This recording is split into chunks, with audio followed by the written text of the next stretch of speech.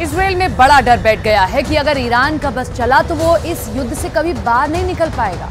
Iran ने अब एक ऐसी बड़ी तैयारी कर ली है जिसके आगे इजराइल और अमेरिका दोनों की फौज बुरी तरह हार सकती है। इजराइल में इसे ईरान का छुपा हुआ हमला कहा जा रहा है।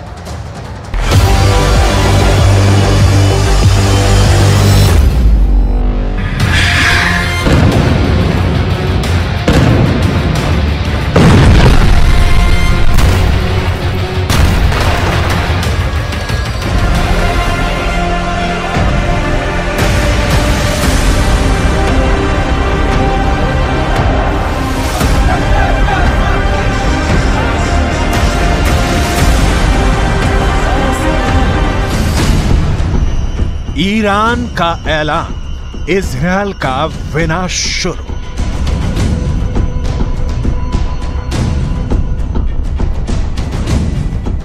गाजा में भयंकर नरसंहार का बदला अब ईरान लेगा।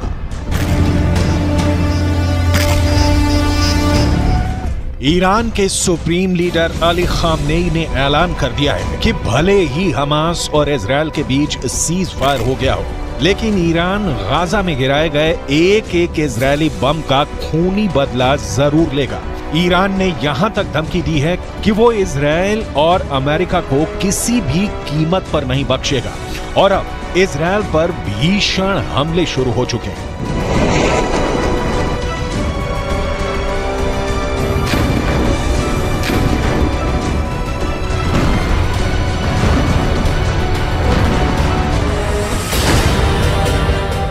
गाजा में एक एक बम का बदला लेगा ईरान।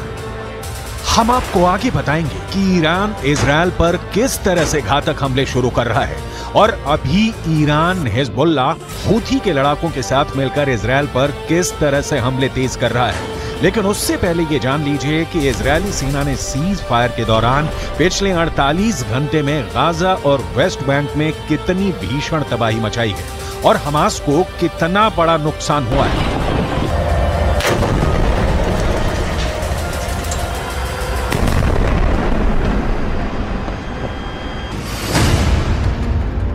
इजरायल सुरक्षा बलों यानी आईडीएफ ने दावा किया है कि पिछले 24 घंटे में हमास के नौसेना बल के कमांडर को उसने मार डाला है। कमांडर उमर अबू जल्ला हमास की नौसेना बल में एक सीनियर कमांडर था। कमांडर उमर अबू जल्ला को इजरायली सेना ने हवाई हमले में मारा है। अब तक हमास के 70 से ज्यादा कमांडर मारे जा चुके हैं। कमांडर उमर अबू जल्ला से पहले दक्षिणी खान यूनुस बटालियन के कमांडर बिलाल अल कीदरा मारा गया था, जबकि उससे पहले कमांडर अयमन नोफेल और मेजर जनरल जियाद मोहिसेन भी मारे जा चुके हैं। जबकि हमास कमांडर मुराद अबू मुराद, अली कादी और मोहम्मद कटमश को भी आईडीएफ मार चुकी है।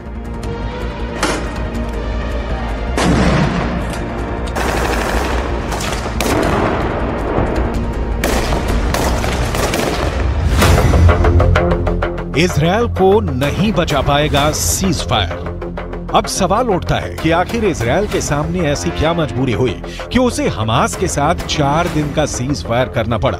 ईरानी सेना के दावों के मुताबिक गाजा सिटी में इजरायली सेना को भी भारी नुकसान हुआ है। ईरान का यहां तक दावा है कि भले इजरायल अपने 70 सैनिकों के मरने का दावा करे, लेकिन हकीकत में इजरायल के 10 से 20 गुना सैनिक गाजा सिटी में सीधी जंग में मारे जा चुके हैं। इसीलिए ईरान के सुप्रीम लीडर अली खामनेई 4 दिन के सीज फायर शुरू होने के साथ ही ऐलान कर दिया था कि गाजा में गिराए गए एक एक इजरायली बम का बदला लिया जाएगा। इसी को लेकर ईरान की राजधानी तेहरान में ईरान सैनिक और लड़ाकों ने जबरदस्त प्रदर्शन किया है, जिसमें इजरायल को नक्शे से मिटाने की कस्में खाई गई हैं। तेहरान में हुए प्रदर्शन की तस्वीरों में साफ देखा जा सकता है कि जबरदस्त नारों के बीच इजरायल को मिटाने की कस्में खाई जा रही हैं।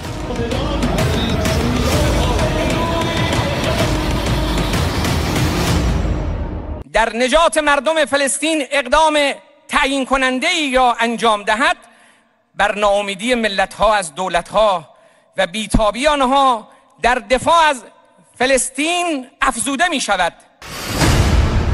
ईरान का ऐलान, इजरायल का विनाश शुरू। पश्चिमी मीडिया के मुताबिक नेतन्याहू के लाख चेतावनी देने के बावजूद ईरान बंकरों में छिपे अपने घातक हथियारों से इजरायल पर बड़े हमले की तैयारी कर चुका है।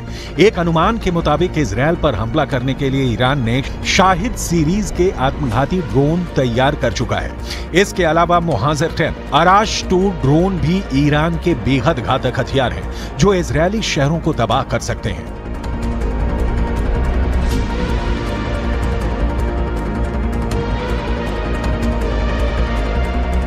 همه مردم آماده هستند برای مقابله با اسرائیل، برای اینکه فاتحه اسرائیل رو یک بار برای همیشه بخوانند.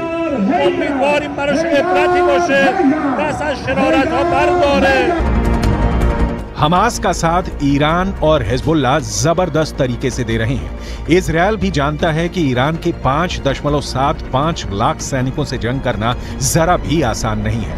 इजरायल के पास सिर्फ 1.73 लाख सैनिक हैं।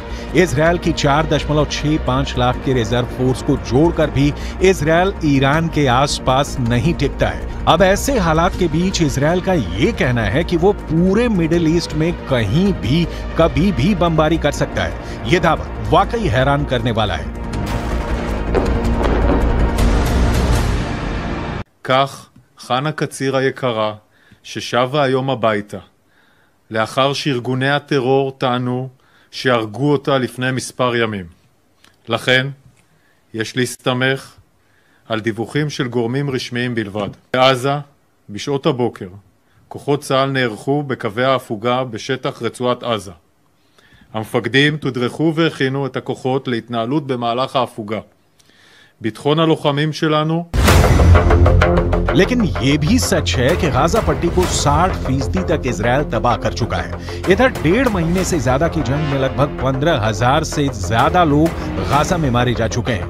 लगभग 3,000 लोग अभी भी कब्रिस्तान बन चुके उत्तरी गाजा की इमारतों में दफन हैं। लगभग 50 दिन की जंग में इजरायली वायुसेना ने 35,000 से ज्यादा बम उत्तरी गाजा, दक्षिणी गाजा और वेस्ट बैंक पर बरसाए हैं। 70 से ज्यादा हमास के कमांडर मारे जा चुके हैं। इजरायली फोर्स ने हमास के इस्लामिक जिहाद परिषद के मुख्यालय, कमांड सेंटर, सैन्य परिसर, दर्जनों launcher pad, anti tank post और वॉच टावर को मलबे में बदल दिया। इस दौरान फिलिस्तीनी इस्लामिक जिहाद आतंकवादी संगठन के सैन्य मुख्यालय को भी नष्ट कर दिया गया। इसके अलावा आईडीएफ ने हमास के कई बुनियादी ढांचे को भी बर्बाद कर दिया।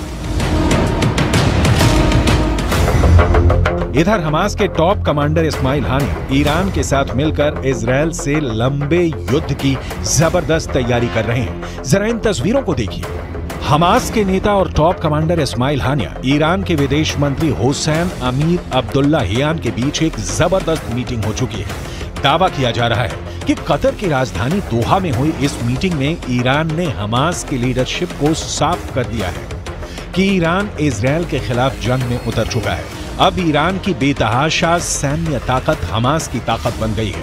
यानी गाजा में इजरायल को सिर्फ हमास से नहीं बल्कि ईरान की सेना, लेबनान के हिजबुल्लाह लड़ाकों और हमास के सुरंग जिहादियों से जंग करनी पड़ेगी। אני כבר רואה את האזרחים של עזה הולכים עם דגלים לבנים לאורך החוף ונעים דרומה. וחיזבאללה גורר את לבנון למלחמה שעלולה לקרות. והוא עושה טעויות. אם הוא יעשה טעויות מהסוג הזה כאן, गाजा में एक एक बम का बदला लेगा ईरान। लेकिन वहीं दूसरी तरफ इजरायली सेना के हौसले 7वें आसमान पर पहुंच गए हैं। जरा देखिए कैसे। इजरायल की एयरफोर्स के चीफ मेजर जनरल टोमेर बार ने एक टीवी चैनल पर ऐलान किया कि जरूरत पड़ने पर पूरे मिडिल ईस्ट में कहीं भी बम गिराए जा सकते हैं।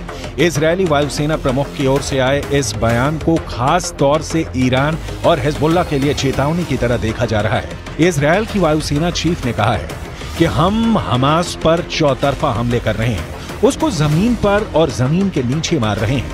हमारे जवानों ने हजारों आतंकवादियों और उनके ठिकानों पर हमला किया है। हमने हमास को खत्म करने की कसम खाई है और हम उनको चुन चुन कर खत्म करेंगे।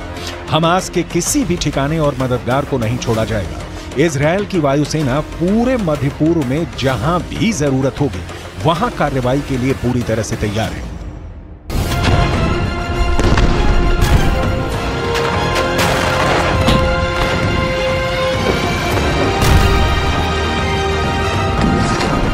אנחנו חודש כבר במלחמה, פוגעים מאוד מאוד קשה בחמאס, פוגעים בהנהגה של חמאס, פוגעים במפקדים, פוגעים במחבלים, הורסים לחמאס את התשתיות בעזה, ואנחנו גם כל הזמן במוכנות לאזורים אחרים.